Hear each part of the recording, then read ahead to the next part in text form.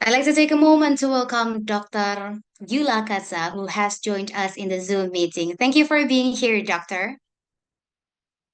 Thank you very much, Nafisa and Masabus, for the kind invitation. If I may ask, what time is it in your place now? It's nearly 9 o'clock in the morning. Wow, 9 o'clock in the morning. Okay, then we are looking forward to your session. So, without further ado, let's just moving on to our first session. Allow me now to introduce Dr. Gyula Katsa, an associate professor and also head of Food Economics Research Group at the Department of Applied Food Science, University of Veterinary Medicine, Budapest, Hungary, and also the core expert of European Consumer Food Waste Forum. Now, we invited the moderator, Mr. Masagus Haidir Tamimi, STP MSc, to lead this session. So, without further ado, let's listen to this interesting topic. Mr. Haidir, I will hand over this session to you. Thank you very much, Nafisa. So, first of all, we are 300 to have you, Dr. Gila Keza, with us today. Despite your busy schedule, you have made time to be here and share your knowledge and expertise with us. So before we begin, I would like also to share a brief personal note. So everyone, Gula was actually my mentor during my internship at NEBI. So when I was doing my master degree back then. So NEBI is like quite similar with BPOM in Indonesia. So it's a very special and meaningful moment for me. So Gula, we also delight to let you know that we have more than 100 students join with us in Zoom and also over 100 more watching us via YouTube. And they are our undergraduate students from Department of Food Technology Undip. So they are very enthusiastic and excited about your topic today. So a little about your topic, food safety and risk assessment. So why is this topic so important? As far as we know, food systems are become more complex due to global trade, climate change, and consumer trends. So ensuring food safety become more challenging. So with risk assessment helps us to identify, evaluate, and manage potential hazard in the food we consume. So we can make informed decision to protect public health. It's not just about science, it's about trust, policy, and protecting people. So everyone, without further ado, please welcome Dr. Gyula Kaza. Thank you so much for the kind words, Masagus. And we spent very nice moments together back in Budapest, Hungary. And still up to this day, you were one of my best students ever. So I'm happy to see you again online. If you allow me, I would like to share my screen and slides. I hope you can see the title already. Yeah. Great. So in the introduction, you could hear why food safety risk analysis is so important for us. But even more than that, risk analysis as defined by the Codex Alimentarius is a global methodology to analyze and control risks.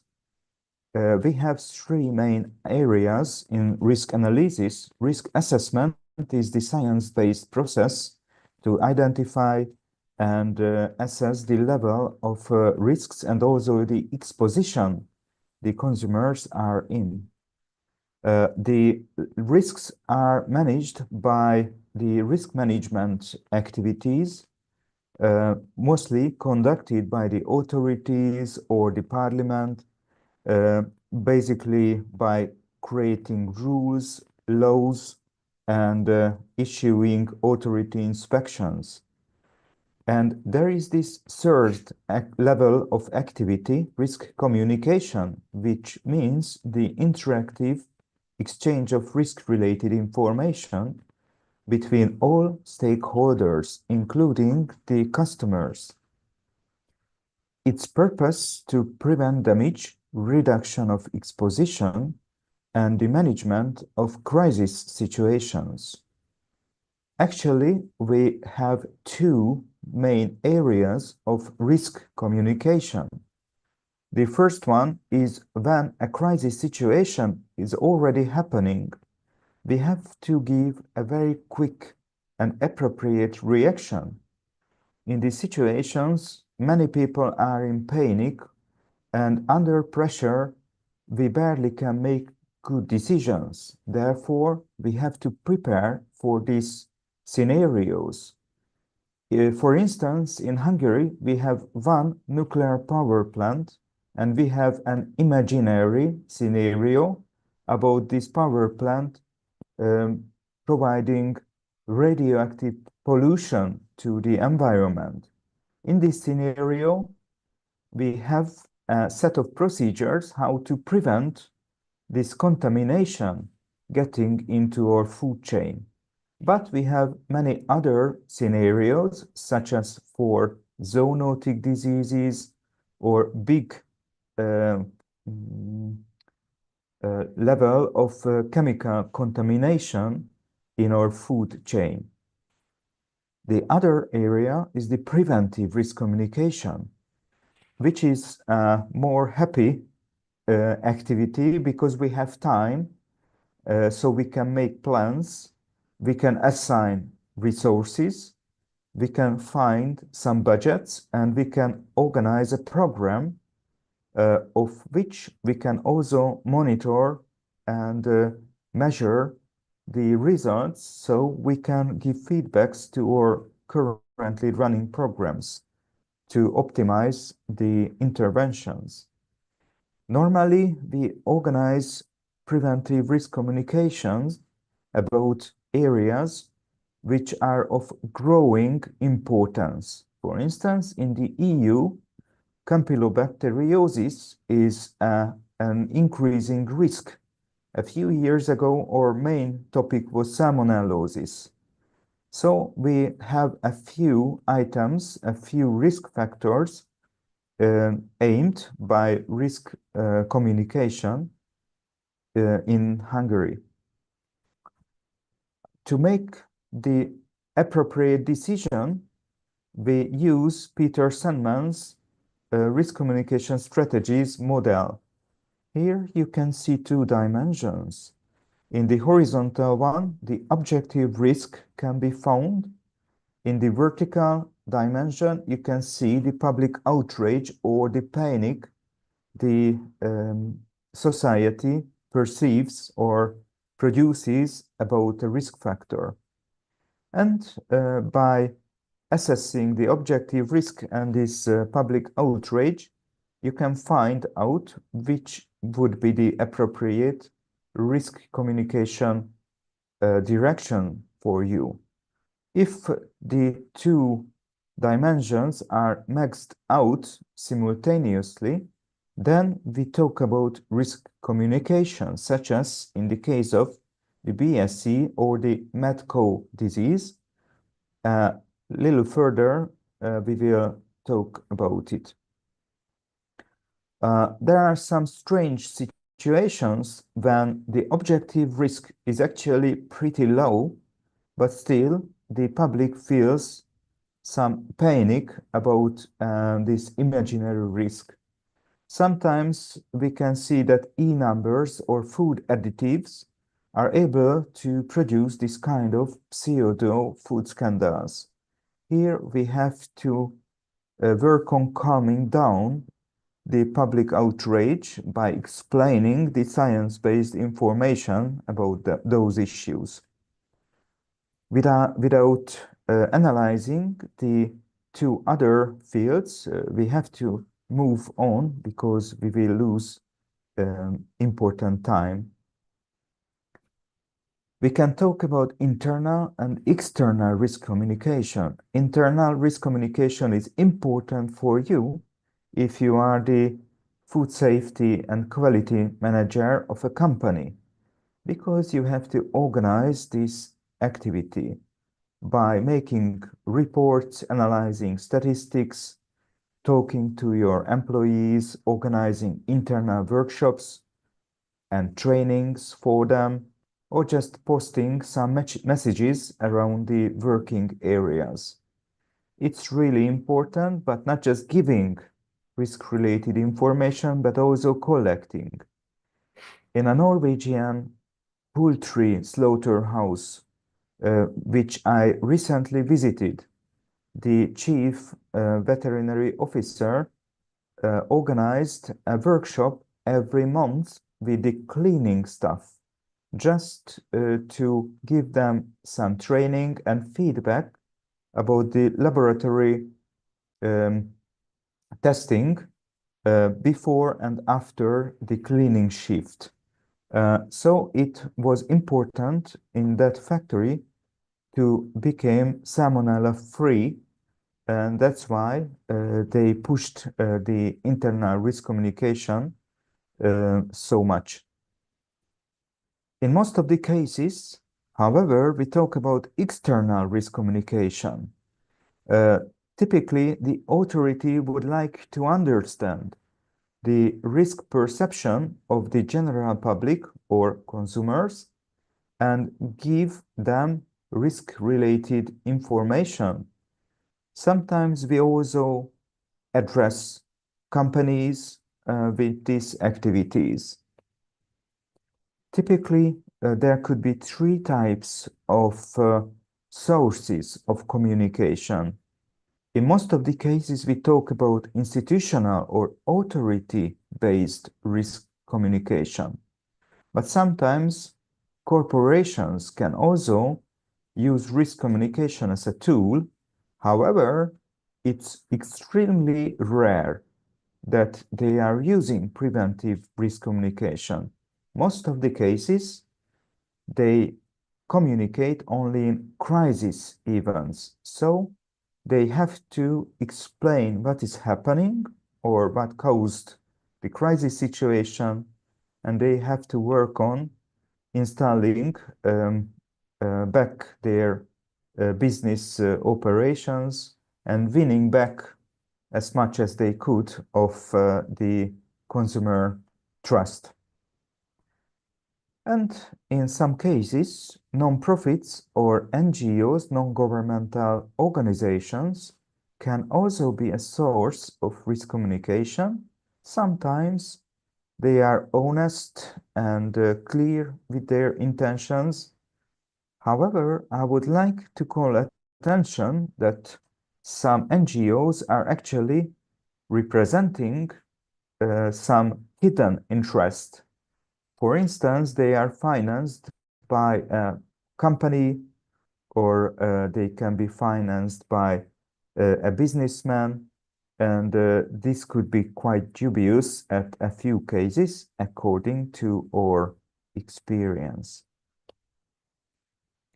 There is a very interesting evolution of risk communication.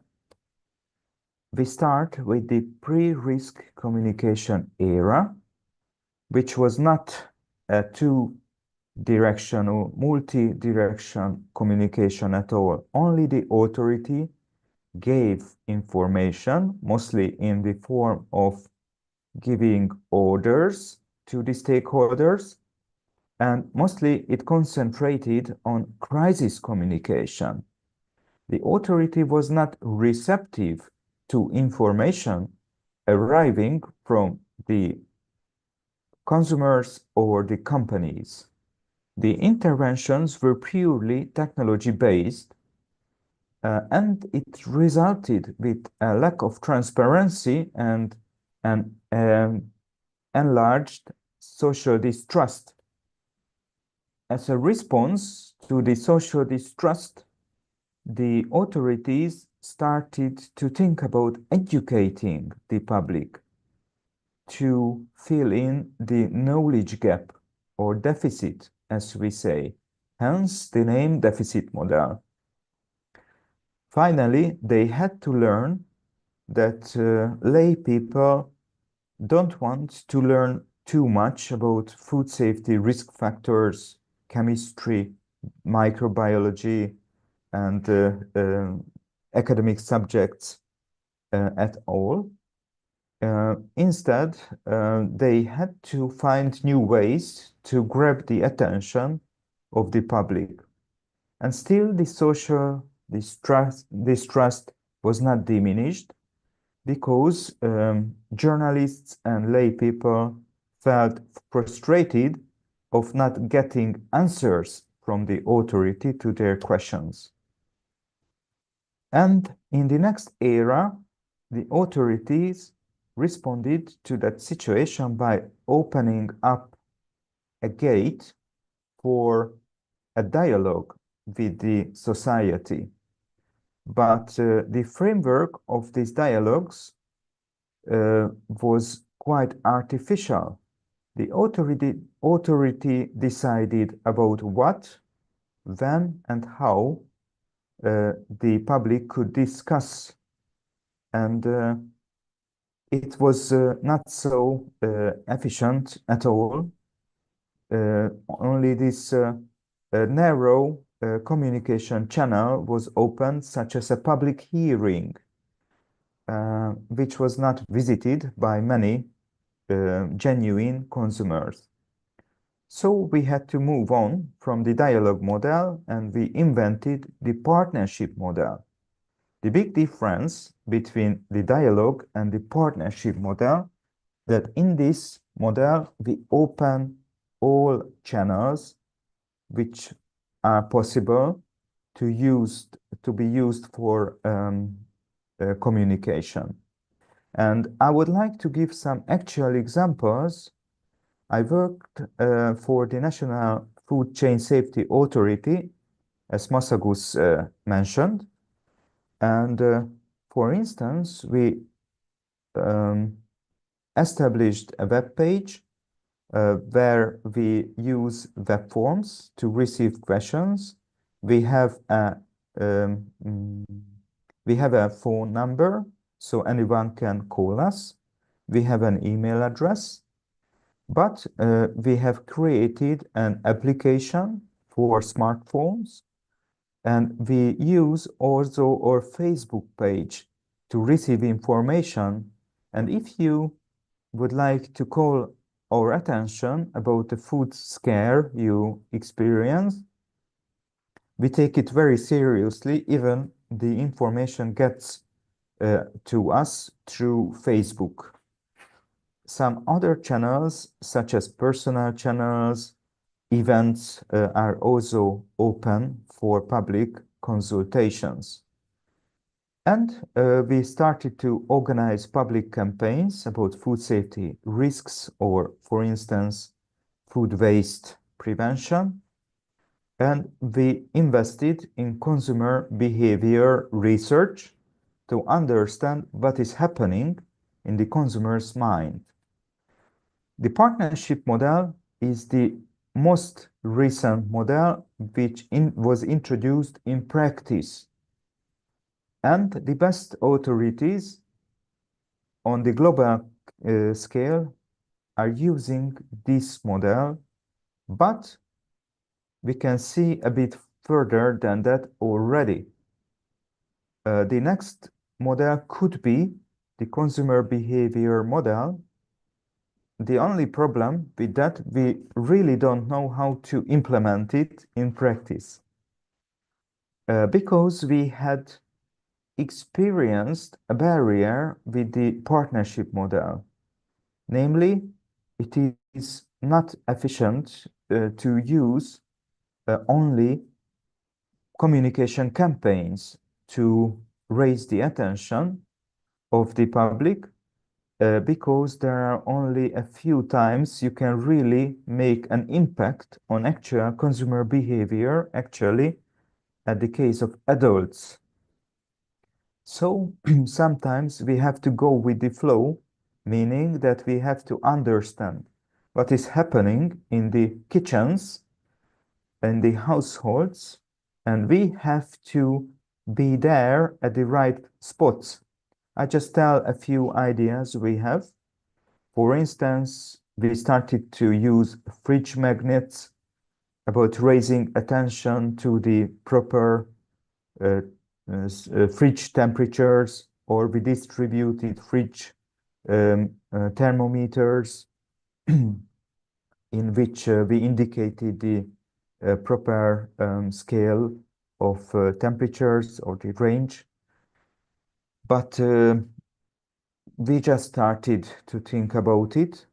We have a few more ideas. We work together with the IKEA company to invent smart tools to help people to understand what is the perfect heating temperature, to decrease microbiological risks when they are warming up the leftover food. If we had time, we could delve into this topic more deeply, but unfortunately, we have to move on now. As I mentioned, we really don't know how to take the next step. Still, we have some ideas about the future trends. Maybe they will be introduced in your lifetime, so that's why it could be interesting. We expect that in the future our environment will be even more intertwined with interconnected technological solutions which will communicate with each other, and we will have miniature sensors in our fridge, in our kitchen, and basically everywhere in the households. And the AI could help us to monitor and prevent the risks. So risk communication will be very much situational and personalized. It will focus on the actual consumer and its actual behavior and its actual conditions. It will give clear signs.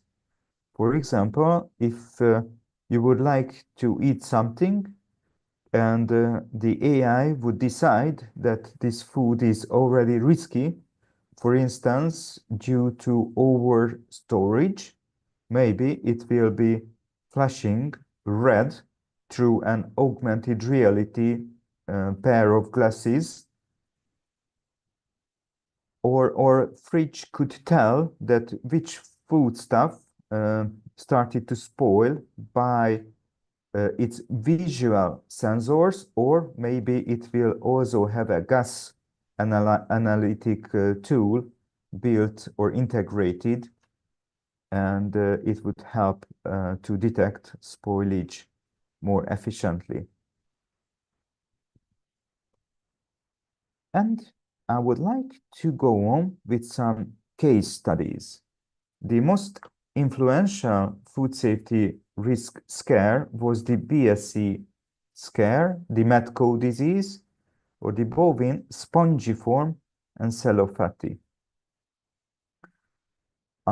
It was originated in the UK thanks to feeding meat and bone powder to farm animals, and the cows actually were forced to eat the processed carcasses from other diseased cattle. This way, this prion disease was transmitted to a large population of cattle, and this prion turned out to be transmissible to humans, but not just humans, to many other mammals. And the UK government mishandled this case. Let me say that they lied about it and the extent of this food scare. They denied the connection between the animal and the human cases. And finally, it turned out due to a journalist's work. This journalist acquired a scientific report ordered by the UK government, but it was not disclosed to the public before. And this research report stated that actually there is a likely connection between the two sets of illnesses. And it was when the scandal started to rise up to the sky. Up to this day, it is the most influential scandal in the food safety area we experienced. So it turned out that it is transmissible to humans. Unfortunately, it delivers very morbid, dreadful symptoms like the rabies. Unfortunately, it's fatal, can't be cured, and a long latency period was attached to this illness. Even longer than later it was found by the scientists. Originally, they thought that the latency period could be as long as 10 years. In some academic papers, such as one published by Lancet, one of the top academic journals globally, uh, false estimates appeared on the number of potential victims. This Lancet article forecasted a loss of human lives up to 12%. And journalists published a lot of articles about the possible consequences of this scandal. They said that everyone is at risk, even with blood transfusion, medicine. Actually, in France, most of the victims were um, received the illness through medicines. They thought that it is the result of cannibalism. It's a Frankenstein disease because the greedy industry made an originally herbivorous animal eating meat, especially being cannibalistic.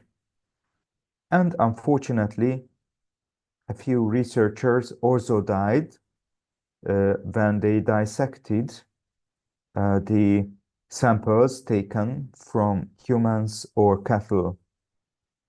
So everything is there to create a perfect storm.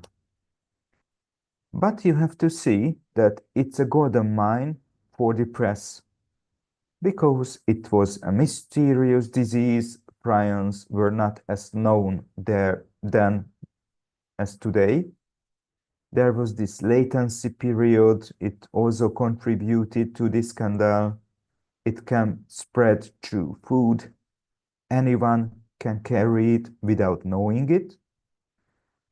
And this variant, Creutzfeldt-Jakob disease, the human equivalent of BSE, was not known before. We had let me say, the general Creutzfeldt-Jakob disease, but it only affected elderly people, and it was a long-running illness. The variant Creutzfeldt-Jakob disease was quite quick to develop and murder the subject. And it also affected young people, and in most of the cases, we found young persons as victims. There are in total about 120 something victim in Europe. So fortunately, the Lancet forecast didn't turn true, but still, this scandal meant the total reformulation of the European legislation, and it affected the legislation in many other countries. I lived in the UK in those years, and here is a BBC presentation of the scandal. They monitored some victims, including this poor lady, Claire Tompkins. The journalist visited her hospital bed frequently and reported about her status to the public. Without reading too much, just look at the colored words. It's like reading a horror story, like a vampire story or a werewolf story.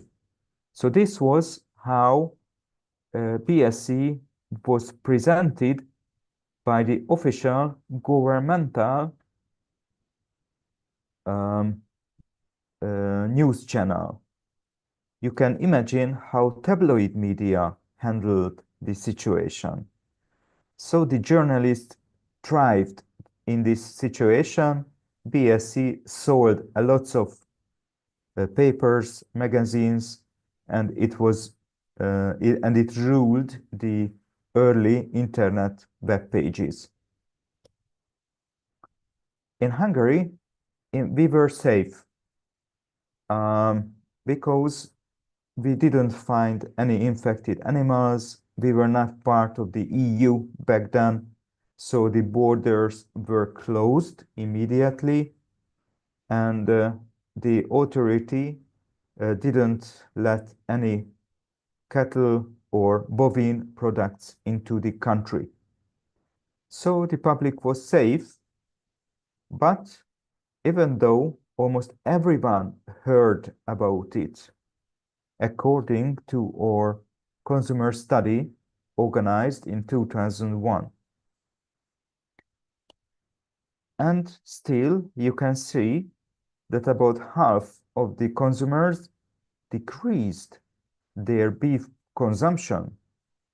We are talking about people who consumed beef before, but not anymore, or significantly decreased their beef consumption. So what happened here in a safe country? Why people started to decrease their beef consumption so much? Because we didn't have a central risk communication back then.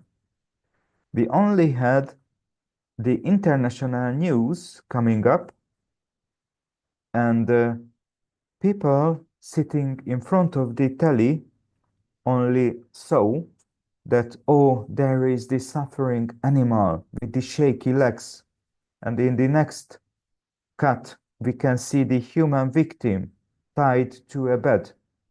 And most of the people thought, I don't want to end up like this, so I will not eat beef anymore in a safe country. The problem was that the authority didn't feel it was their job to give credible information to the media. They thought that we close the border, that's our job, and that's enough. We are not puppets, we are not actors, we are not media personalities to go to the TV and give statements. It is not our job, thank you. So there was a communication vacuum, no domestic news, and this gap was filled by footages from the UK. So people actually felt that it is happening in Hungary. So we had some important lessons learned from this case, such as food safety is really interesting for the media. At top news, if it's happening, we learned about the communication vacuum. There will be a news, an evening news, even if we are not there. And we learned that the authority should feel responsible for not just mitigation of the objective risks, but to manage the risk perception of the society. Because this way we caused severe damage to the Hungarian industry, and we contributed to an elevated fear of the society. So we have to add risk communication to the authorities' toolbox. Still, we didn't do anything for the next couple of years, and then we had the red paprika scandal. Probably most of you have not visited Hungary yet, but if you visit us, you will see that in this country is everything is about paprika, the red chili pepper. We are crazy about it. Most of the people really think that it was originated from Hungary. It's not. It came from America, of course, but it is part of our national cuisine. And the problem was caused by mixing up Hungarian paprika with very low quality Brazilian pepper contaminated with ochratoxin and aflatoxin. And the biggest problem that when the authority learned about this process, they didn't do anything. They wanted to give hints to the company to dilute the contamination, to mix it up with good paprika, to pass the legal contamination limit. But unfortunately, it was not succeeded, and it was, of course, strongly illegal.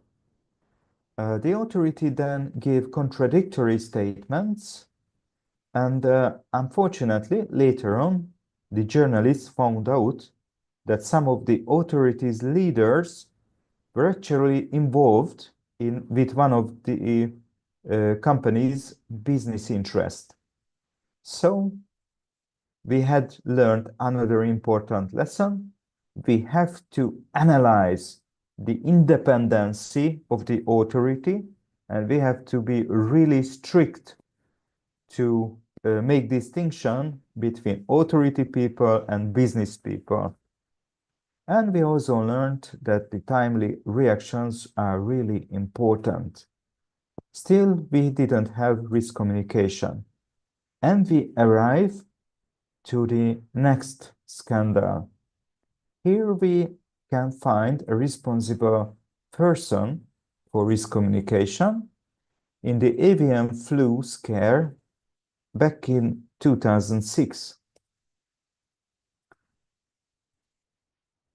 We didn't have social media back then, but we had blogs already. And it is, this phrase is coming from the blog of the actual prime minister. Without reading it out, just look at the strong words he's using. It's like we are in a war situation. No, we forget everything. This is the most important thing. We will cancel any other programs. We have to fight the risk of the bird flu and protect the country. It's like a war situation. Very similar to another situation in Hungary when the Soviet army invaded Budapest. It was also given, the statement was also given by the actual Prime Minister of Hungary, and you can see almost the same words in the two statements. What could be the reason why this Prime Minister communicated like it's a wartime? The explanation is easy. We were in the year of an election, a parliamentary election, and this big party had help from US campaign consultants. So they analyzed the political situation and they found that the prime minister is not very popular. So they had to find a subject, a topic in which he can demonstrate how strong he is, how a perfect statesperson he is. And they analyzed the situation and found that it's all war. And the US political consultants back then believed that the war president is a winning strategy. If the US, it was true back then and not, maybe not anymore, but back then, the political studies showed that if the United States gets into a righteous war, the actual president is having a bigger chance to re-win the elections. So you can see many pictures of US presidents before election going to military bases and making strong decisions to protect democracy and human rights. This is the Hungarian Prime Minister. We didn't have an airplane carrier ship. We didn't have an actual war, but we had the avian flu, and it was presented as of a war situation. You can see a former US president consulting with soldiers and officers.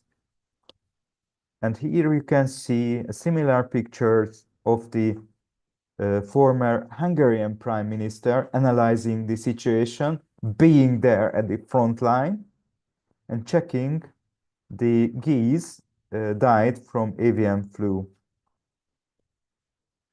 Why US consultants thought that avian flu was a perfect topic to create this artificial war? Because they have a very good set of statistics going back to the beginning of the 19th century, and they also experienced the Spanish flu, which was a ravaging epidemiological situation, costing more people's life than the First World War. And they knew that there was another two epidemiologies in the 20th century, which also caused a number of victims exceeding 1 million. So they thought that it could be a good situation. Just some pictures from the US, how they survived Spanish flu. So these were the pictures they conserved about the Spanish flu. Unfortunately, I'm not able to make in-depth comments due to save some time, but you can read about this case. The situation was so terrible that even the hospitals and the military bases were not big enough to accommodate the patients. So they had to raise temporary hospitals with tents in the yards of the military bases.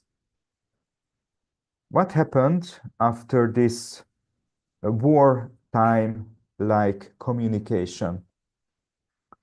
They hire the education of the respondent, the less she or he believed that it is actually a huge issue, but the lower educated people were quite receptive to this scaring information.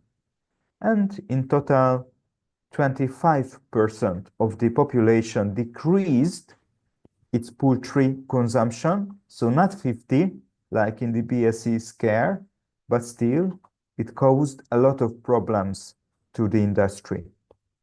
So our experience here that in this case, there was someone to communicate the risks, but it was positioned too high. And it didn't help the professional clarity and credibility. It was an intentionally made food scare, which led to an unnecessary panic, and it harmed the economic parties in the poultry industry and unnecessarily made people to be afraid of the public health situation. So it was the final lesson before we started to work on risk communication, because we really felt back then that we have to do something to prevent issues like that in the future. because time is passing so quickly, sorry for doing that, but I have to skip the next two slides. Just get to the final conclusions about the case studies.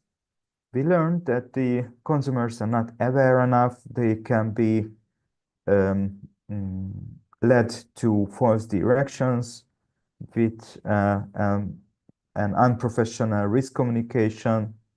And we also saw that there are differences between consumer groups in the society. So we started to invest in scientifically exploring consumer risk perception back then. And we learned that risk perception, which means how individuals perceive uh, a risk factor, is very subjective. It is very different from the scientific risk assessment, but it is a multi-component process. Finally, we learned that it can be measured, it can be modeled, so it can be predicted, which is a good chance to prevent future food scares and help people to understand risks better. Here is a reference to Paul Slovic and his team's work. He coined the consumer risk perception in the food safety area in 1987. Actually, he analyzed many types of risks and found that it is highly dependent of the target groups, how the society um, perceives certain risks. Let me just pick one of this table, and it could be contraceptives just between swimming and skiing. So you can see that contraceptive is not a very important risk, as the League of Women Voters, middle-aged women thought. Contraceptives in the 80s were full of hormones and were quite dangerous, as it turned out. But middle-aged women didn't think of it too much. They didn't use it too much. The active club members were middle-aged men. For them, it was even less risky. And just look at the college students column. You can see that they voted it to be the 9th most important risk in the US in the 90s. What happened there? If we would analyze only the young ladies, probably it would be among the top 3 or top 5 risk. For the young males, probably it was around 15. But in total, this young generation who explores life, and probably they were the heaviest users of contraceptives, they were actually quite close to the products. Therefore, they perceived the risk on an elevated scale. This is just an example how much our situation can affect our risk perception. So, this research group found out also that we can model risk perception. And you can see that there are many risks in the war zone, the upper right zone, and the left bottom zone, the island of peace, also contained big killers like alcohol or smoking. And which is interesting, that they also found that in the war zone, we always find the overrated risks. And in the island of peace, we can find the underrated risk. You can find this research online, so you can delve more into that. To save some time, I just would like to highlight that most often we find the big killers on the island of peace, and we find some scary food risk factors on the war zone, but they don't cause actually so many victims as the big killers on the island of peace. So this is about overrated and underrated risks. Very important that this research predicted the public scare about GMOs, and they warned us 20 years before GMOs became a public scare on the level of the European population. So it also demonstrated a forecasting power. What makes an actual risk factor to become a member of the war zone or the island of peace? Peter Sandman analyzed this question and identified a lot of influencing factors. Of course, we wouldn't have time to go through each, and we have time only to pick one or two. One important factor is the effects of disasters. This actually are not so important in scientific risk analysis, but makes people to be overly aware of a certain situation. And a fantastic statistical analysis were conducted by Gerd Gigerenzer in Germany, analyzing the effect of the 9/11 terrorist attack. And he found that this terror situation made a lot of people to use cars instead of airplanes. And cars are about 200 times riskier than flying. So many people exchanged a very safe device of transportation to a more risky vehicle, which caused more people to die in the first couple of months than this big terrorist attack. So actually the fear killed more than the actual terrorist attack. Also, there is a challenging factor with the prolonged effect risks. People tend to believe that maybe the punishment will never come. Maybe I can survive without having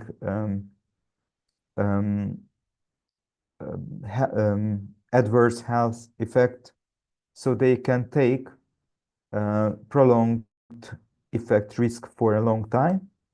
And novelty, also a huge influencing factor. Bicycle, probably many of you can ride a bicycle. Probably many of you received a bicycle as a toy in your childhood. But actually, bicycles are about 10 times riskier than driving. But we are not so much afraid of it.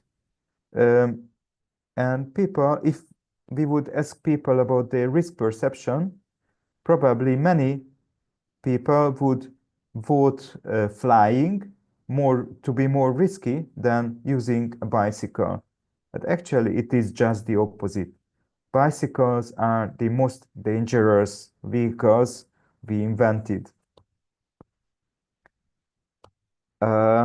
Here you can see a table comparing risk assessment done by experts and risk perception as consumers feel about risks. So you as experts can think in probabilities. People just think in a yes or no way. You refer to scientific evidence. People lean towards intuition, emotional approach, and you know that the risk-related knowledge is constantly changing. The population has got a more or less static knowledge. So we have to explore how people perceive risks. We invest in a lot of risk perception research. We organize qualitative surveys, quantitative studies, and we also organize observations. Observations are great because we can actually see what people are doing in their normal lives. Of course, there are ethical considerations behind all of those. Here you can see what we are typically interested in. And these are those attitudes we would like to analyze when we design a risk prevention campaign. The cognitive components, these are the knowledge elements.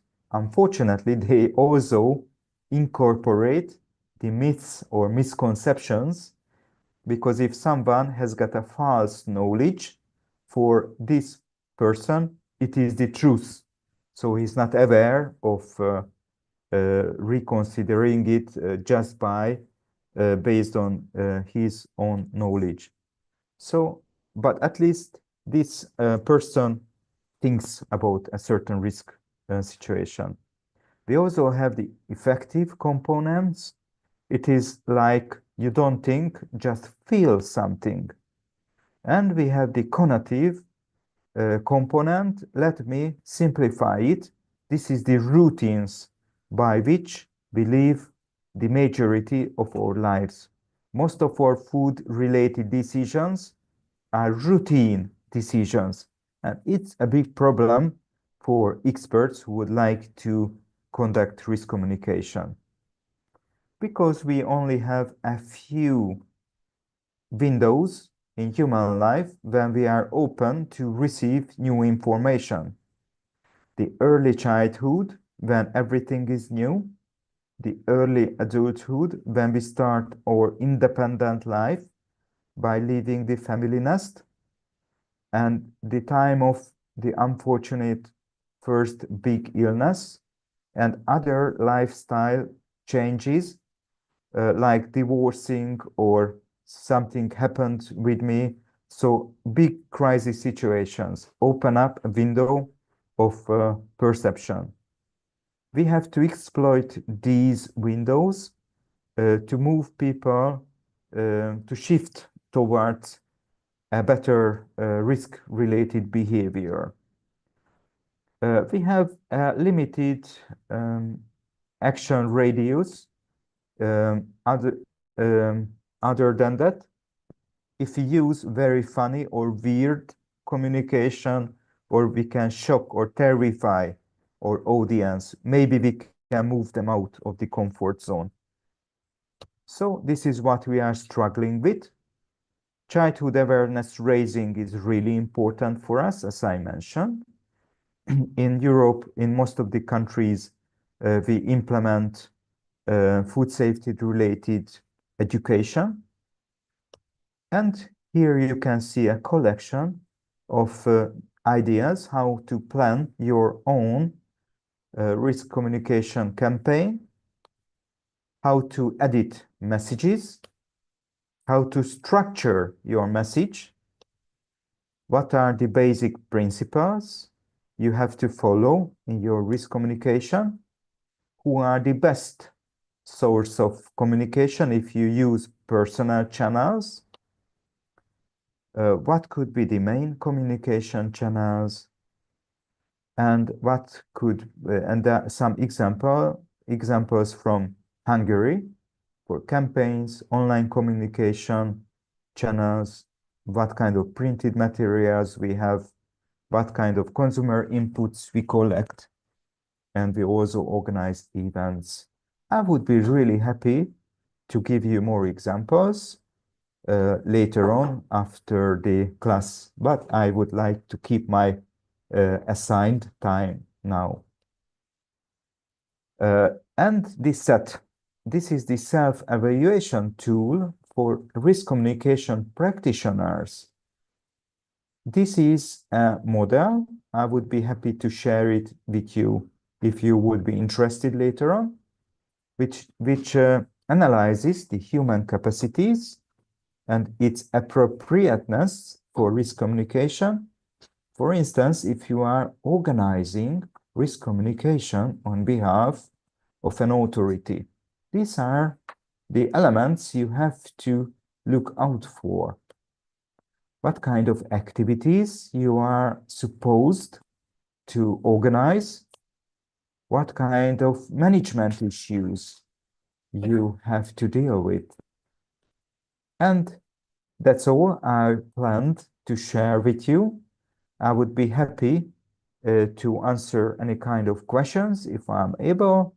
And here you can see my email address, and I would be even more happy to start research collaborations, to go for joint publications with you.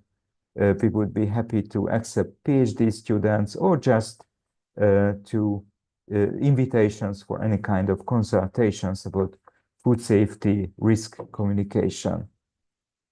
Thank you very much for listening.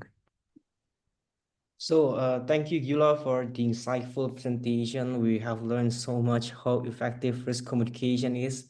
So now we will move on to the Q&A. Feel free, everyone who wants to ask a question. You can raise your hand. Okay, maybe the first session we're gonna have first two. It's gonna be Pak Yoga and Mr. Raihan. Please.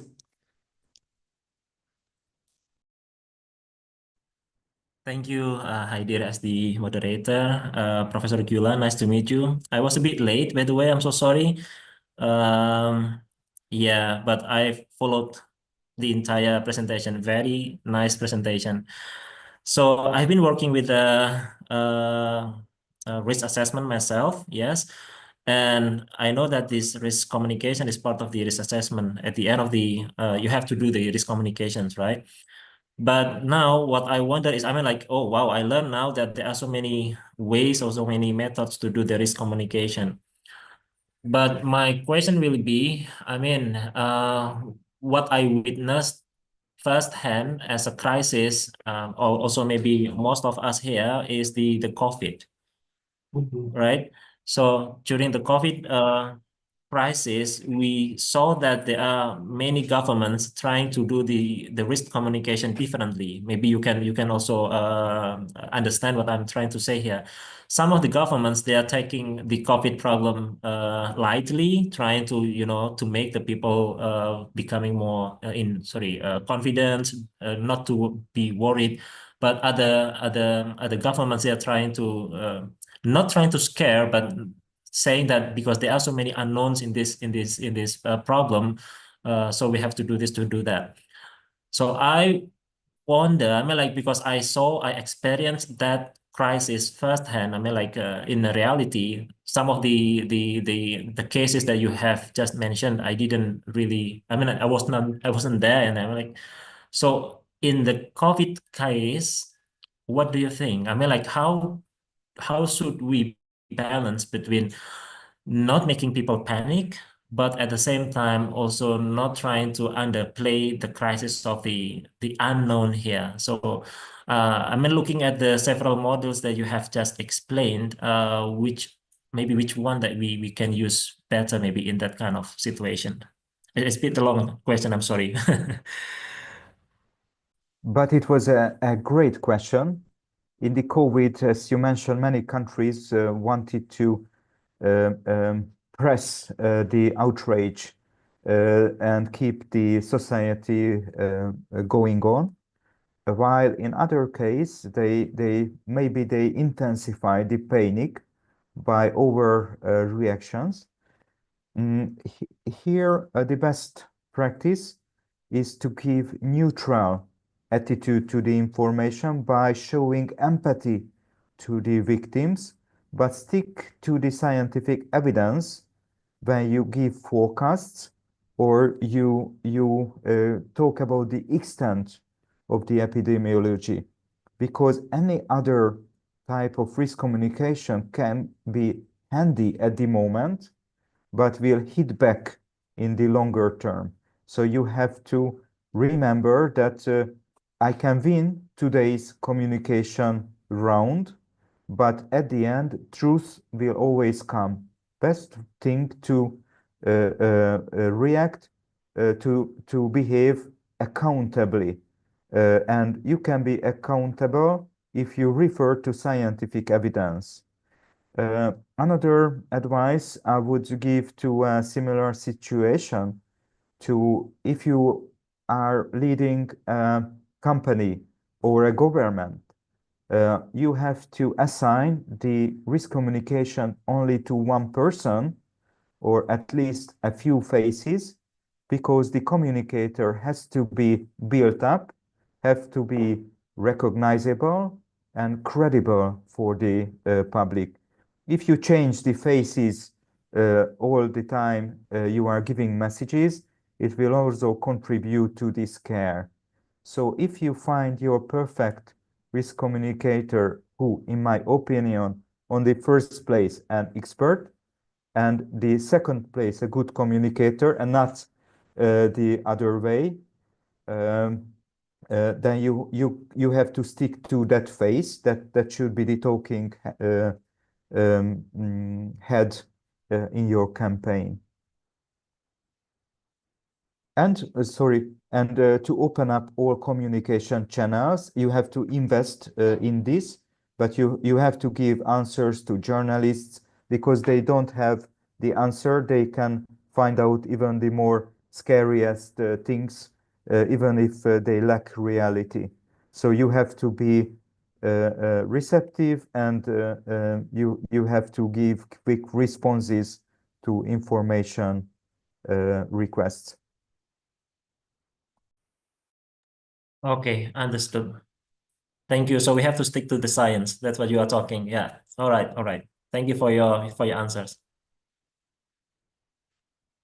Okay, thank you, Mr. Yoga. So, Gila, can we open two more questions? Yeah, so Raihan and Dimas, Raihan first, go. Okay, thank you, Mr. Haider, for the opportunity. So, my question for Mr. Kaza is simple. As an expert in food risk communication, what are the most effective ways or strategies to counter misinformation about food risk on social media, such as MSG or monosodium glutamate?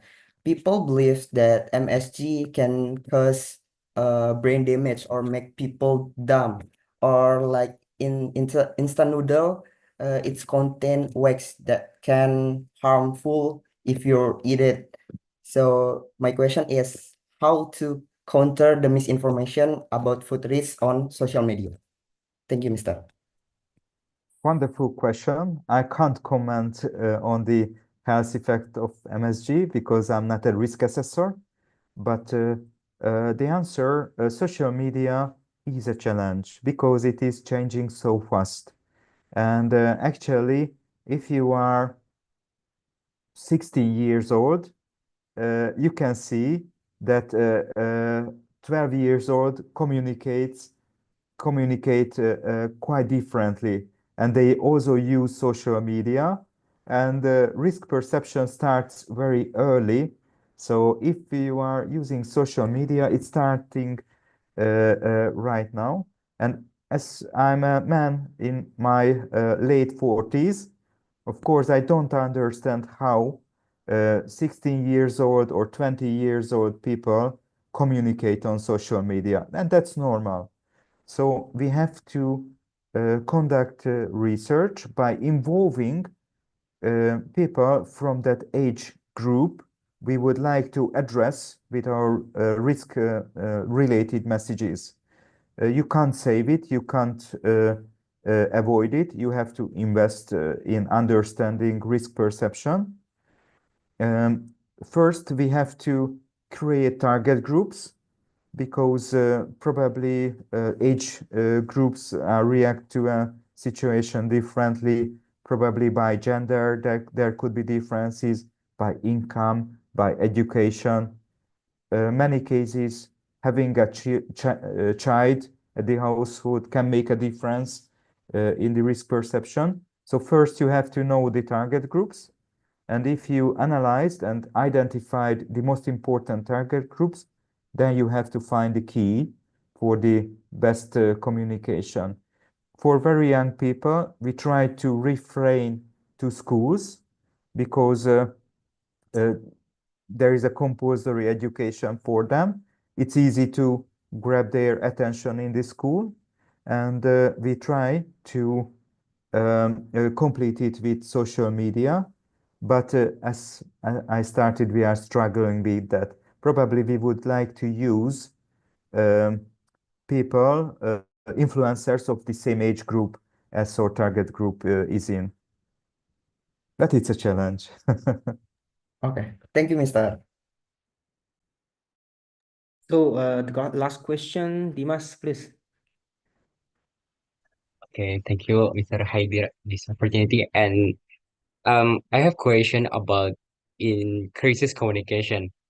And then in crisis communication, the question at action are often made under pressure and damage is inevitable. And given this high pressure environment, how can companies ensure that their education do not force the situation? And are there specific standard or protocol that must be followed to maintain effective crisis management? Thank you. That's a fantastic question. Actually, we didn't have time in the um, lecture to go this direction, but we write scenarios like you write the script of a movie or a theater play. So we have these scripts for all kind of scenarios, and we assign the roles to actual people. We always assign a substitute to each person's. For instance, I would like to involve in my crisis management team, if it's a zoonotic disease, a veterinarian from my group. I would like to involve, I'm sure, a food technologist, maybe a communication expert, maybe the lawyer of the company. So I assign for each scenario the risk management group, and I assign the roles, and the roles are actually containing, as you mentioned, the procedure. So the tasks they have to execute. And this way, and we have to learn it, we have to organize trainings, and we have to organize simulations like we play, it is happening right now. And we also involve stakeholders, not just our company, but our partners, telling them that it is just a test situation, nothing live, but we have to be better and better from year to year. That's why we would like to simulate this risk event. So we create scripts. If you would be interested, I would be happy to talk about more later on. Thank you. Thank you, Mr. So that concludes our Q&A session and today's presentation. Once again, we would like to express our deepest gratitude to Dr. Giulia Kaza for sharing this time, expertise, and valuable insight on food safety and risk communication. It has been a truly enriching session for all of us. With that, I now return to the session to our Master of Ceremony. Okay, thank you, Dr. Gila Katsa, for the You comprehensive presentation. Sorry.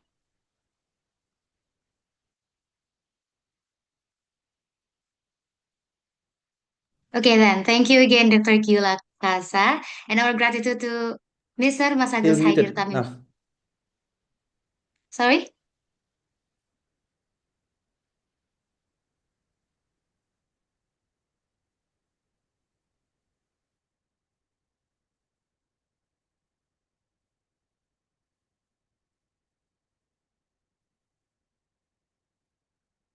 There's a problem with her connection. So before we end, there's a token of appreciation for our head of department, Mr. Albari, please. Okay, thank you so much. So I'd like to ask whether my voice delivered to you successfully or not. Yeah, we can hear you. Okay, so thank you, Heidi. So thank you so much. Good afternoon, everyone. Good afternoon, Dr. Kaza. So we are very happy to find you here. Thank you very much for your insightful presentation on food. What is that? Food safety risk communication. So this is very important for us. So on the behalf of food technology department, so in our university, it is very honor for me to present this certificate to Dr. Gyula Kasa, and this is our appreciation to you, and uh, for your valuable contribution for today's event, especially for our students and also for our staff. Okay, so once more time, thank you so much and for your sharing of knowledge and experience with us. Okay, so thank you very much. Thank you, Mr. Albari. So Thank you, Professor Abai. And I'm really honored to respond to this invitation. And I think I received excellent questions at the end, so I can learn from the questions. And I hope that we can have a long-term cooperation. Yes, thank you so much. I wish you can arrive in Indonesia and then I can see you directly. So we are waiting for you. Thank you so much.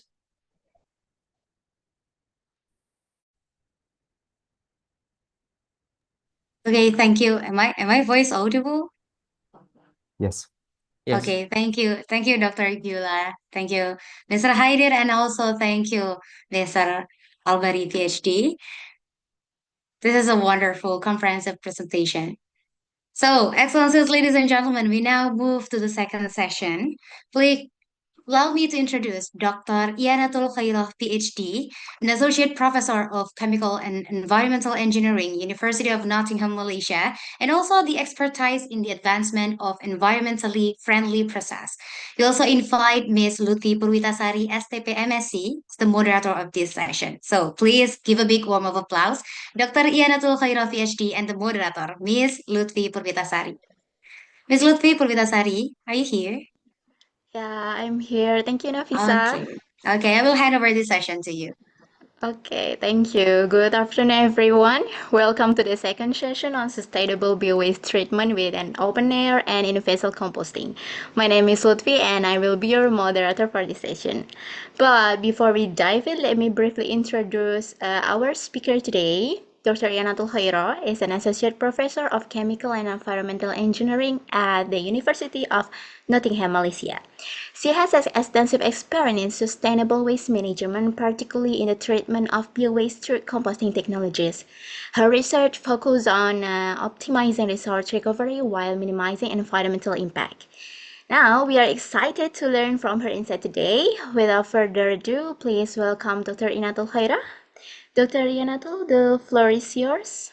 Thank you Are so much, you here? Lutfi. Yeah. Can I Yeah. confirm with you that you are able to hear my voice? Yes, I can hear you clearly. Okay, thank you. Again, good afternoon, everyone. So it's 5 p.m. actually here from Malaysia. So almost breakfast time, I believe, in Indonesia too.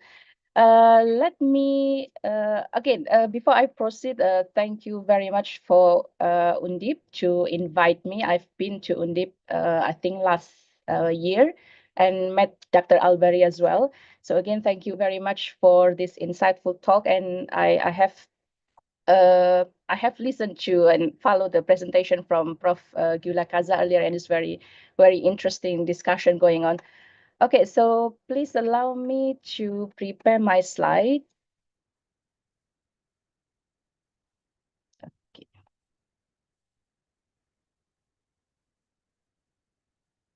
Just give me a moment.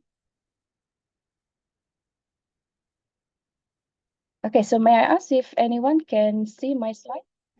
Yeah, we can see it. Yeah, okay. So as Ms. Luffy earlier has mentioned, this presentation is about the sustainable biowaste treatment with open air and in-vessel composting, which we have done in our university.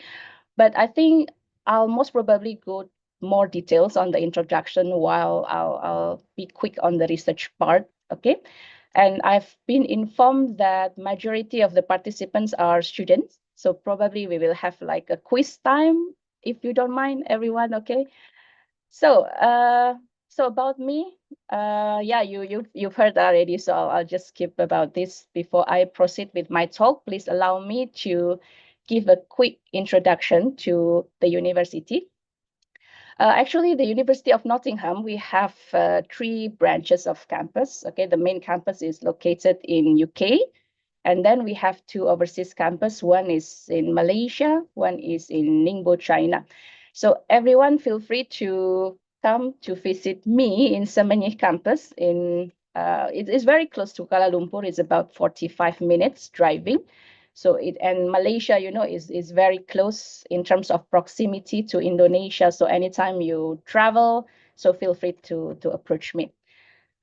Okay, so basically we've established since 2000, but our department, Chemical and Environmental Engineering, only established 2003. So we are quite major university, I would say.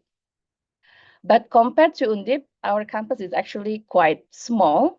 We have approximately 5,000 students with about 600 staff, and we have only two faculties. So you can imagine compared to in Undip, we are relatively small, yeah, in terms of the size. Yeah, so let's go to the presentation without further delay. So basically today I'm going to talk about the introduction to the biowaste treatment. And then I'm going to show about the work that we are currently doing in UNM about the treatment with open air composting, and then with the in-vessel composting. And then we are going to see the comparison and application of both. And finally, we can see the conclusion about this. Okay. So biodegradable waste, as you know, is globally recognized as a major waste stream that poses challenge of different level to waste management in any system or any country. So the biowaste itself, maybe you can know it as the organic waste. Basically, its most largest fraction that we can see in municipal solid waste or institutional, commercial, or industrial waste is basically comprised of this organic waste, but does not include agriculture waste. So this is something that you have to remember. So that's why you should not confuse the wider term of biodegradable waste with the industrial waste. Globally, if we can see from this schematic diagram, the average organic fraction of MSW is about 53% by weight, and most of the urban biowaste actually arise from upper and middle income. This is very interesting study. And if you see, the lower middle income is actually contribute much lesser to that. And then if we talk about the organic waste, as I mentioned, is a 55%. So if we talk about the TPA, tons per annual, so it's about 309 TPA. Then if we talk, or if we translate that to TBD, so tons per day, so it's about 0.97. Again, yeah, I'll see the next slide. Basically, if we talk about the waste hierarchy, as shown in this figure, so this is a very fundamental actually in designing national strategy and policy. For example, like in Malaysia, although the small scale biocomposting is happen pretty much in many places, like in University of Nottingham, Malaysia, we have this effort to not only just simply collecting the waste, but we try to treat them and producing compost, which I'll show you momentarily. So this very important hierarchy, basically to move the countries away from dependency to the landfilling, which is a very major issue that we have these days. So as you can see, after minimizing the amount of waste that is produced in the first place through prevention or reuse. So basically, the next priority is to recycle as much as useful material from the waste that we cannot avoid it. So this also implies, because I'm also working in energy, so the energy itself needs to be recovered from the waste after the secondary materials have been removed from the recycling. So only after the extraction, only after extracting the maximum value from the waste, from both materials and energy, the remaining waste then can be disposed safely. So in this way, the biowaste that are generated in different production process are increased actually in terms of diversity and quantity, that hence create a big challenge for managing them and for treating them. So this figure basically quite similar to the previous one. So if you see on this triangle, the big portion is basically to reduce. We try to avoid generating waste, and then if possible, the next stage is actually to feed the people in need. Okay, so the triangle go down, so we use it as a feed livestock, and then if we can, depending on the quantity and the supply chains that we have, we can go to several treatments, such as the anaerobic digestion that I'm going to discuss momentarily, or maybe composting, depending on the scale. So the last resort to us, okay, is go to the landfill, or just basically go for incineration. That's the last resort, that if the first 4 steps could not be avoided, basically. Yeah, so for this, basically the organic waste through the municipal can be, the source of it can come from various sources. So if we talk about the bio-waste in terms of food and green waste, the common technology that available these days, it can be on-site small-scale composter, digester, or dehydrator. And then we also have in-vessel composter, and then anaerobic digester, or AD, and we have open air composting. So basically, this is what we have in our campus. And then if we talk about the source of the bio-waste in terms of sludge or maybe animal carcass, and then food waste itself, well, we can go to many other technology. So depends on the scale of the waste, we can either do on-site, in vessel, aerobic, and anaerobic. We are going to discuss about that momentarily. So now I'm going to talk about one method, okay? The first method is composting. Okay, there are lots of composting type, which is the focus of the research that we are doing in Nottingham. For example, the general classification can be having 4. We have more, obviously. We have Takakura composting, in vessel, Fermi, static pile, or windrow composting. So I believe composting is actually very, very general term. Many aware about this term, I believe. So it is essentially the same process as natural decomposition, with the exception that it is improved or expedited by combining various types of organic materials, creating particular circumstances to maximize the microbial development. And then if we talk about some important factors in composting, we know carbon to nitrogen, CN ratio is very important.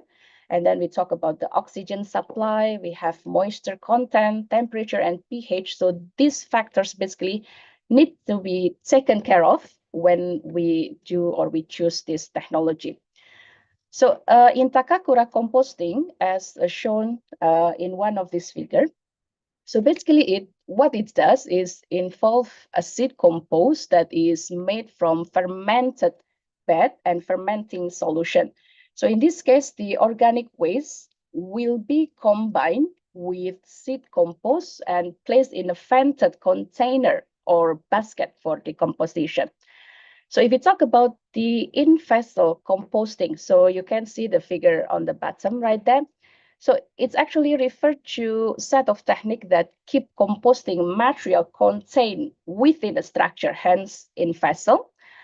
And then using the concept of bioreactor in a vessel composting system, it can be the vessel itself can be made by maybe metal, or it can be made by plastic tanks, or maybe in some places it actually can be made by using the concrete bunkers where the airflow and temperature actually can be regulated.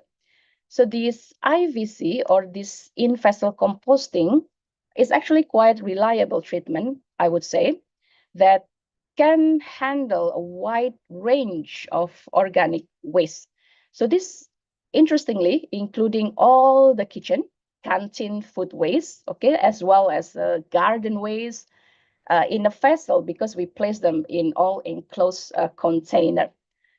So in another hand, if we talk about vermicomposting, so this is the process of breaking down food leftovers with the help of worms. Okay, so we'll see later about that. So vermicompost basically is a product or method of compost that uses lots of mixture of decaying vegetables or food waste. So it can be bedding materials or vermicast itself created by the worms. Okay, mainly, if I'm not mistaken, is a red wigglers or white worms and other types of earthworms. So the thing that a bit challenging here is that vermicast is quite picky about the organic ingredients it accepts. So vegetables, maybe tea bags, ground coffee should only be used limited amounts, since they inhibited the warmth effectiveness. So this is actually very easy method that many people that I knew, okay, some of my neighbors actually they try vermicomposting in their backyard. Okay, and then if we talk about the composting in the open air, basically it can be done in small scale or big one. So ranging from the basic compost heap for modest amount of organic waste to windrow composting. So it is applicable to larger business. So the capacity to actually maintain the optimum moisture and oxygen levels for this all microbial population to work at full efficiency and at decreasing rate of pathogen, for example, is one of the benefits to choose this composting approach compared to some other methods. So now another option for handling food waste is actually using the AD method, the anaerobic digestion. And in this case, the bacteria will be broken down through organic garden food waste in the absence of oxygen. So that's why it's anaerobic. So it takes place in a digester, which is an airtight container. So this choice of technology often best for food waste, but cannot accept high amount of woody materials, which can be very, very dry waste, I would say. And then if you talk about this AD technique, anaerobic digestion, so I think some of you might heard about it, that it has mainly two outputs. First is biogas. The second one is digestat. So in terms of biogas, we know that it consists mainly about methanol and carbon dioxide. And themselves, okay, these two can be used to generate heat and electricity, which is a very, very interesting opportunity to pursue on for further research. Or it can be further purified into biomethane and can be used as a fuel.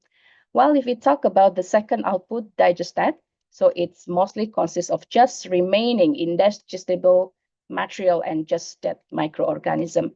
But itself is high in nutrition and can be used for fertilizer and soil conditioner. So lots of researcher in Nottingham, Malaysia is also doing the anaerobic digestion for lots of purpose, either as a fuels or maybe as the materials for the nutrition material stuff. And then if we talk about the size of the AED, the size can vary actually from a modest home system, as you can see on the top of the figure, to a very big commercial facilities handling food waste from a domestic garbage collection cycle, with a capacity probably like several thousand cubic meters. But if we talk about the modular system, just like in the picture on the right, so it's quite common in small size unit. And unlike composting, this AD method actually has the added benefits, as I mentioned, the biogas recovery, which absorb methane and gas, hence convert it to the renewable energy, which we really need to work on it now. And then if we talk about the development of this AD method, if we talk about Europe, for example, from my further reading, so digestion capacity in Europe has grown actually from like 3 plants with total capacity of 120,000 tons per year in 90s. Okay, imagine that, from just 3 plants to about 290 plants, okay, with capacity about 9 million tons in 2015. So it's a very huge improvement in just a few years, okay, for the capacity of AD methods. And then if we talk about the total biological treatment, so it basically take into account about 20 to 30% of the capacity. So if we classify the AD methods, basically the small scale itself can be divided into 4 types. Okay, first is rubber balloon. So the picture is on the right-hand side with the red color there. And then we have the fixed dome reactor, we have floating drum reactor, and then we have high solid dry continuous fermentation process as well. And then if we talk about the rubber balloon biogas plant, it's typically used in rural area, I would say. It's very easy to move around. It consists of large plastic bag, hence the picture there. And then the biogas that is produced can be stored in the upper part and digested. The second output can be stored at the bottom part. So the benefit is it is plenty, but the thing that I have observed is that they are simple and also cheap to construct. And then they are also clean, very easy to clean and very easy to take out the materials inside. To empty them is very easy. Another thing which can be good, which can be bad, is that it can reach high temperature in sunny conditions. So that's the first rubber balloon biogas plant. Well, if we talk about the fixed dome reactor, it comprises of fixed non-movable biogas holder that sits on top of digester.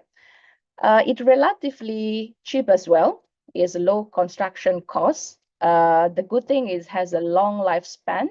It also saves lots of space compared to other types. And then the digester itself protected temperature changes, which is very important factor for composting. And then if we talk about the floating drum reactor, itself basically comprises of digester and moving gas holder that floats on the fermentation slurry, or maybe on a water jacket. And then if we see the last image here about high solid dry continuous process, basically the organic waste will be placed in the sealed container, airtight, where the AD process will take place, all which natural occurring microorganism converts the organic waste into useful byproducts. Okay, now let's talk about the use for edible feed. So the use of waste from food manufacturing process in animal feed is actually not a novel concept, but it's quite innovative alternative compared to just send them to landfill, obviously. The good thing about using the food waste for animal feed is that the food waste itself is high in nutrition content, make it good potential for animal feed. And then if we talk about some of the analysis that has been done, it reveals that food waste actually have high protein content and fat content, both in excess of about 20%. And then the common food waste for animal feed is obviously is dry and rejected food waste, so it can be stored for longer period. And then if we talk about the capacity, the capacity to further treat them and dewater the food waste, it would allow them for better preservation, storage, and also for the commercial usage of the fresh products. So brewers, distiller grains, beet pulps, and this example cottonseed, not to mention a few, are basically the by or co-products of business that are now given to animals. So we'll see this development further. Okay. So yeah, so I've been talking for quite some time. Actually, my voice is kind of going to finish. I have class before for quite some time, and it's fasting time. So let's go back to you participants to have a quiz time, whether or not you following my presentation. It's just a very simple quiz. So I hope everyone can pick up your mobile phone or device and we'll have some question to attempt to. Okay, so please join me. Simply you by scanning this QR code. Okay, once you scan, then you can key in Undip. Okay, it's all capital. And then we have, I think we have 3 questions to see if you quite follow my simple presentation about the introduction to the composting earlier.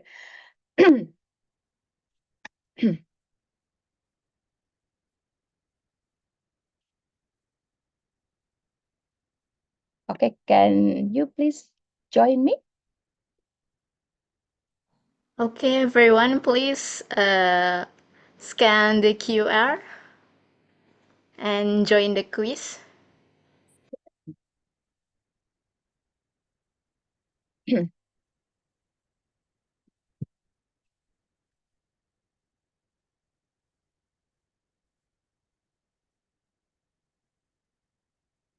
Okay, so the first question is actually asking you about the anaerobic digestion process, the AD process that I have discussed or just shown just now. So obviously there are 2 outputs. Okay, so which of the following is the primary of product of the AD process?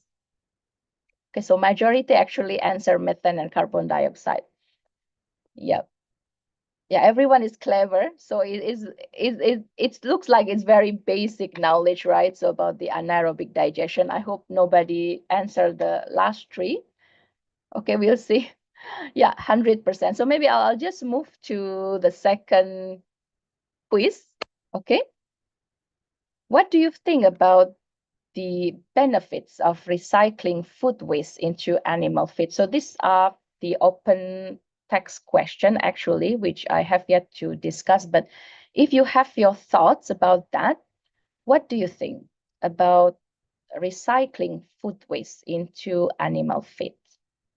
Let me know your thought about this.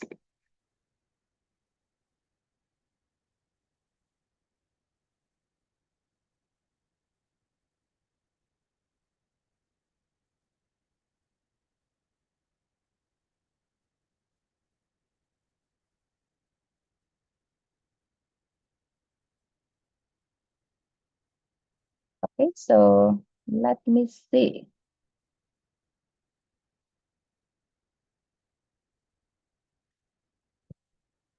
Minimal food waste. Okay, that's obviously the purpose, okay, to minimize the food waste, lower methane emission, cut down the amount of land. Ah, okay, very good. Everyone have lots of opinion. Increase food ratio, economic saving, recycling. Let me see. Let's keep moving. Okay, methane emission, cut down the amount of land, water, and chemical use in raising animals, and help close the loop in agriculture. Okay, so we have helps reduce lower feed costs, conserve resources. Okay, basically in terms of the economic benefits, okay, and reduce greenhouse gas emission, reduce biowaste, economic saving, again, is about the benefits in terms of monetary, increase food ratio. Okay, carbon, yes. Food waste, landfill, reduce, zero waste. Okay, so sustainability, safe resource again. Okay, we have reduced greenhouse gas emission, and then environmentally friendly, maximize the use, and then I think everyone, well done, student. I hope everyone, majority of you basically listening to my presentation, minimizing food waste. So that's the key actually, to recycle food waste into animal feed. Whether or not the further application, when I say food waste, probably to, I don't know, the human consumption, that's still a bit tricky question, I would say, because for us, like here in Malaysia, I've seen this challenge, or some efforts is actually have been done to try to extract maybe the proteins, okay, from the food waste into animal feed. Yeah, that's a lot of research has been going on, but whether or not this can be used for the animal, for the human consumption, will be different matter in this case, because lots of factors basically will play into this. For example, if we are in the Muslim country, we talk about whether it's halal or not, and then we talk about the food safety, food waste. Okay, some of it have been discussed by Prof. Kaza earlier. Okay, but if we talk about the animal feed, basically this research, lots of efforts have been done, have been going on quite a lot, especially in Malaysia. Yeah, thank you very much for your participation. So again, with regard to these benefits, we know that there are actually challenges, which I do not include here as part of the quiz, okay? But because of, as I mentioned, the risk of disease and maybe the cost of the implementation, we talk about animal feed here, okay? So the food animal business may have actually reservation about this as the form of their food disposal. And then recycling food waste into animal, again, is not something that is new, okay? It's not a new notion. It has been used for generation, in fact. For example, if we talk about swine, okay, swine are foraging, omnivorous animals, and as a result, they will just about everything. In some other countries, swill feeding basically refer to practice, okay? It has been done very, very long time ago.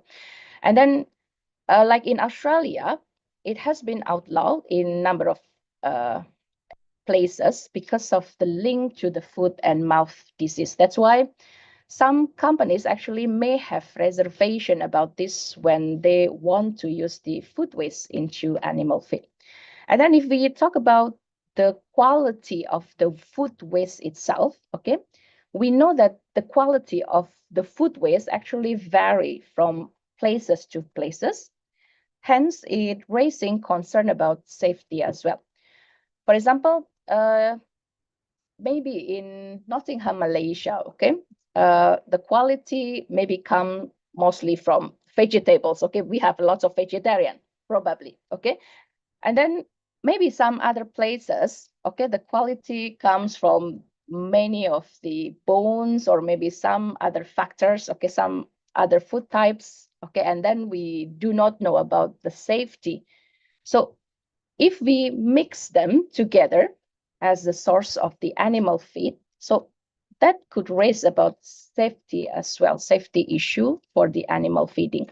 So that's why in some places in Australia, as I mentioned, this waste is actually rather be burned and disposed in landfill rather than given to the animal.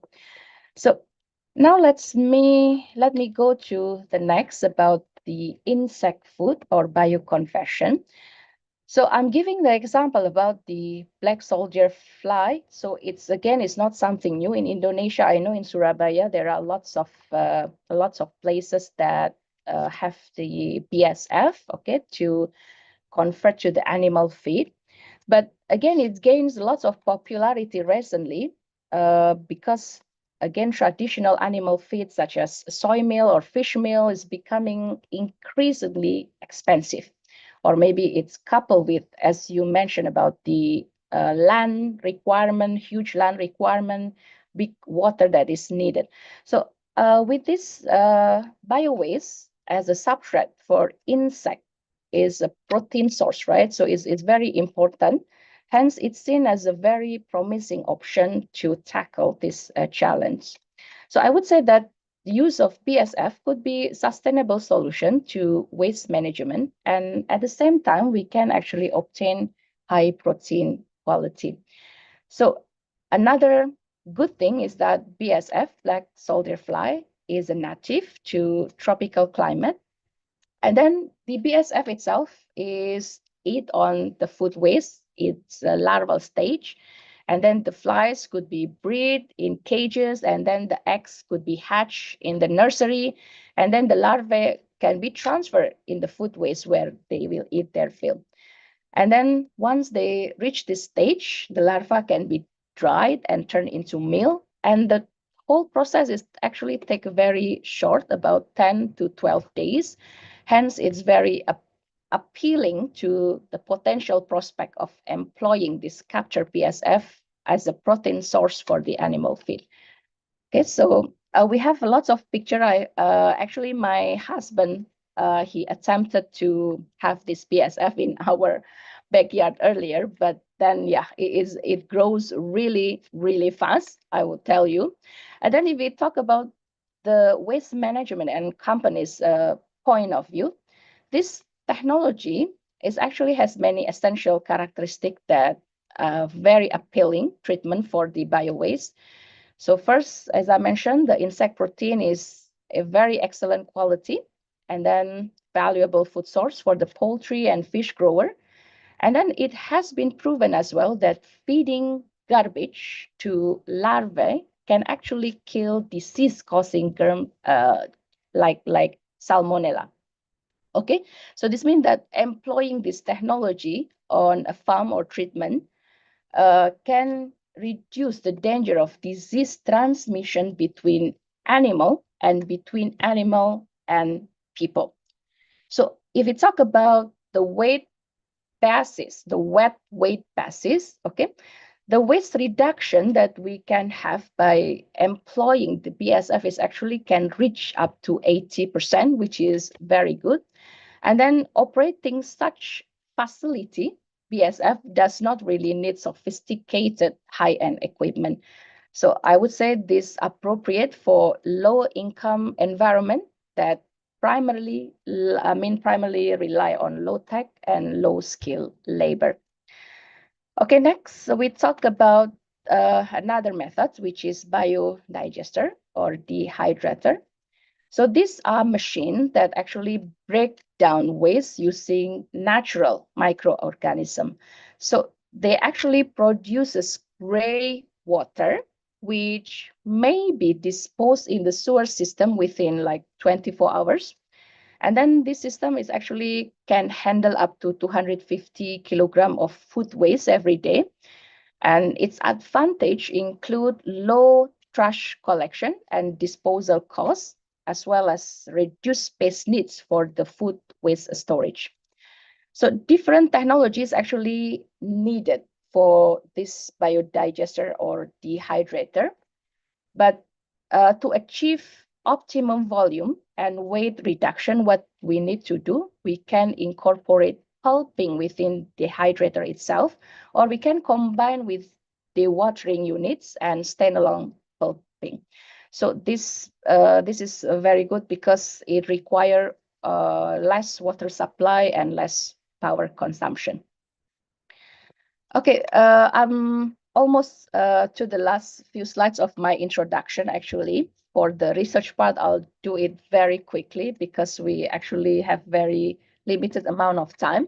So again, the choice of on-site bio-waste treatment really depends on, first, on the scale of the waste that we have. So the first question that we would like normally ask ourselves is that, do you have a space? Do we have space for the treatment, operation, and spreading of compost or digestate?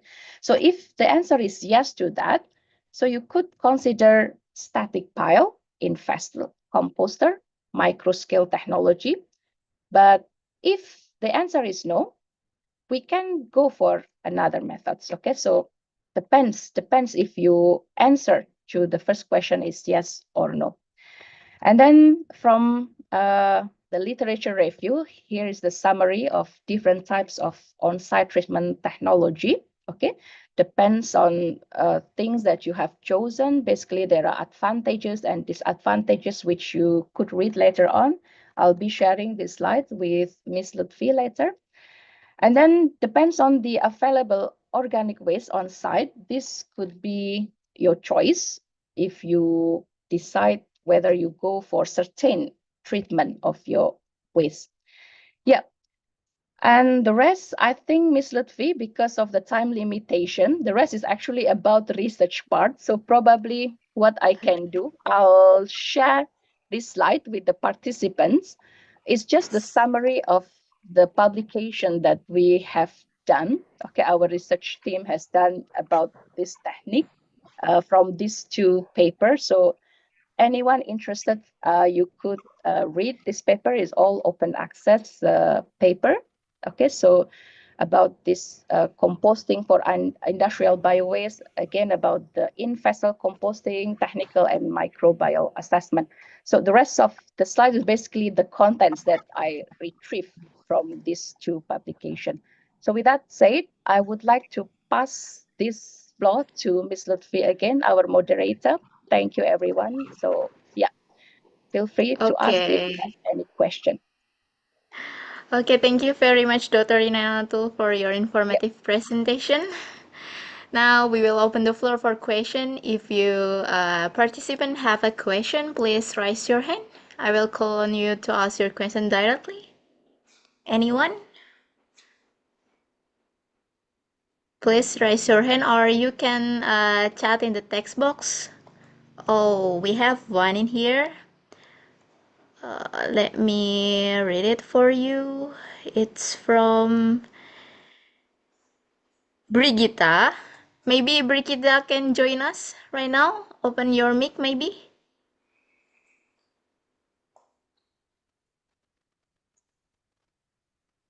Hello, Brigitta.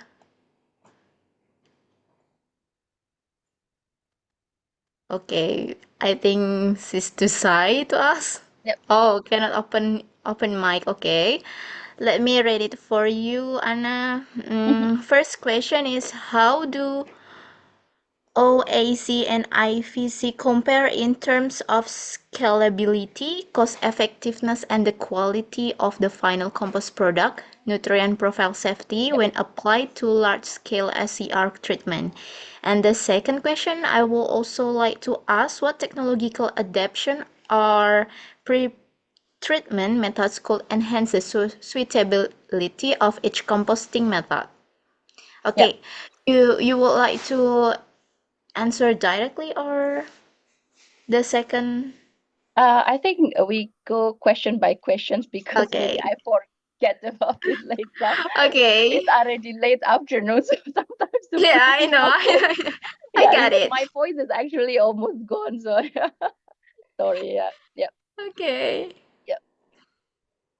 Yes, regarding the OAC and IVC, so apologies that I have yet to show you about this slide, but we do compare. Okay, our comparison first in terms of the result, the parameters about the nutrient content, especially. We have compared them in our research. So we assess like total nitrogen CNN ratio and then lots of nutrient content.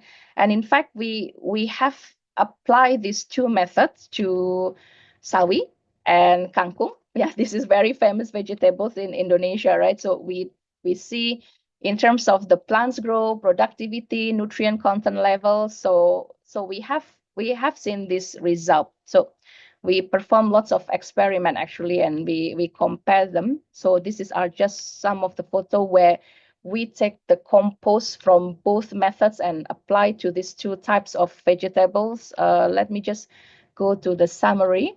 I think we do have. So yeah, in terms of the anthocyanin and potassium, if we talk about that, so it gives a high result in IVC compared to OAC, but OAC have a FE content, obviously. And then if you talk about the macronutrient, so IVC gives a better result.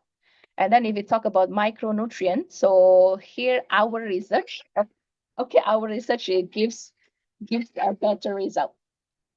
Yeah, yeah, yeah. Apologies. Okay, so yeah, so that's the risk. Yeah, sorry, that's another question in terms of the cost effectiveness.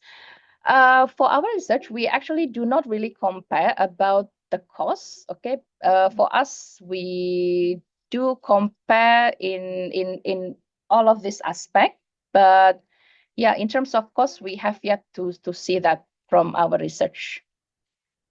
But again, I would say in terms of scalability, okay, the main question is actually depends on a lot of factors that I have asked you earlier before you proceed to decide whether certain technology, OAC or IVC, is suitable for your waste.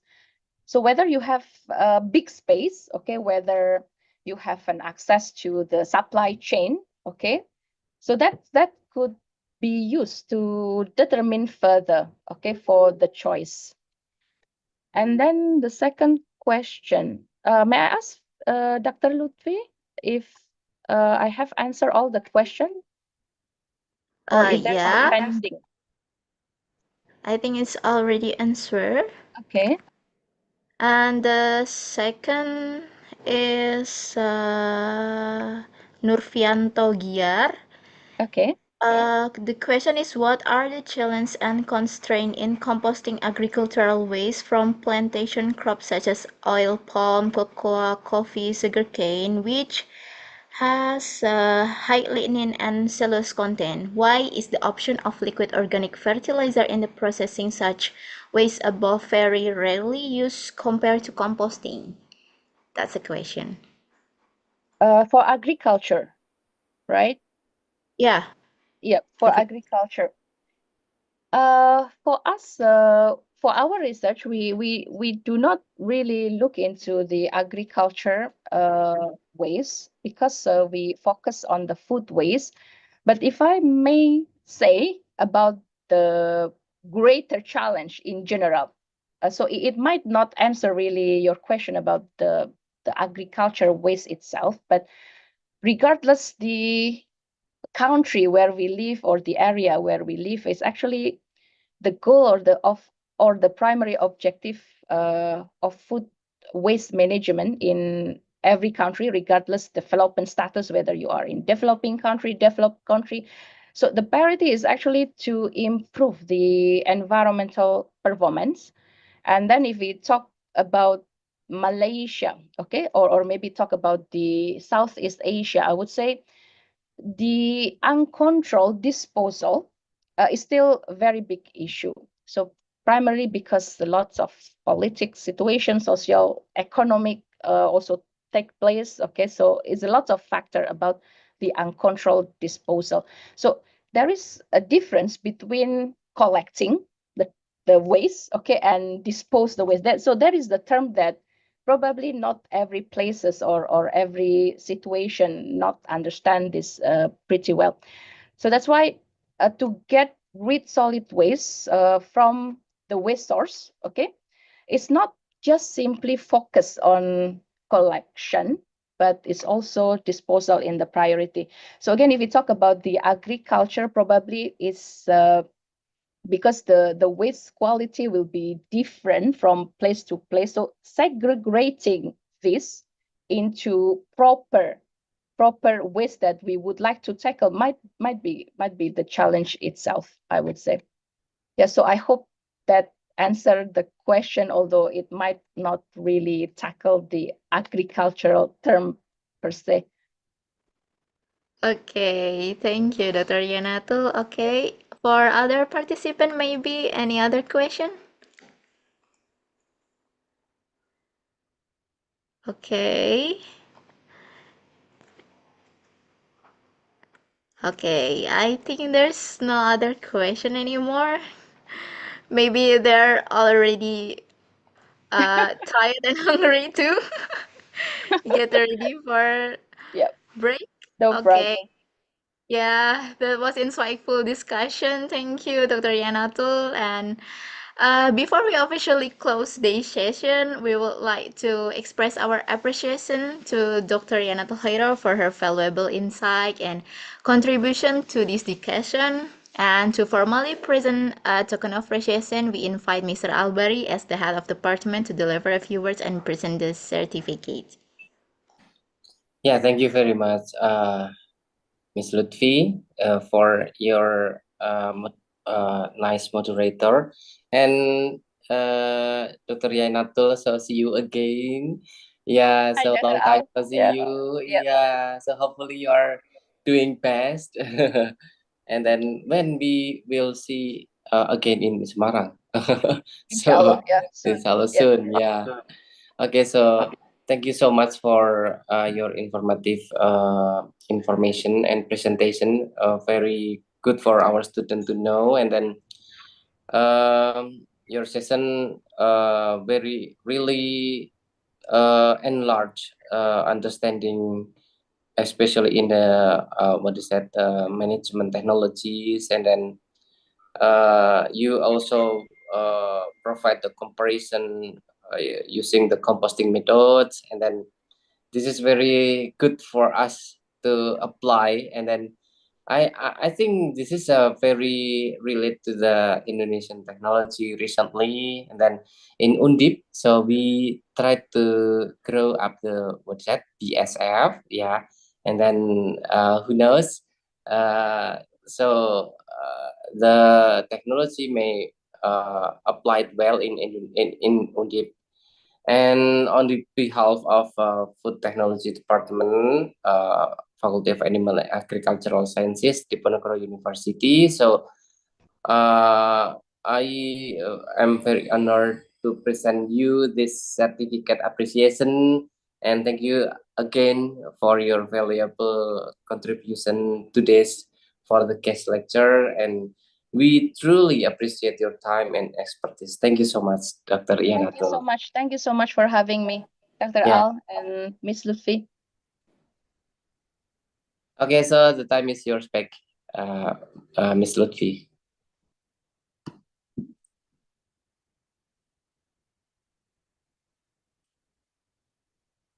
Okay, Miss Lutfi, so are you still here?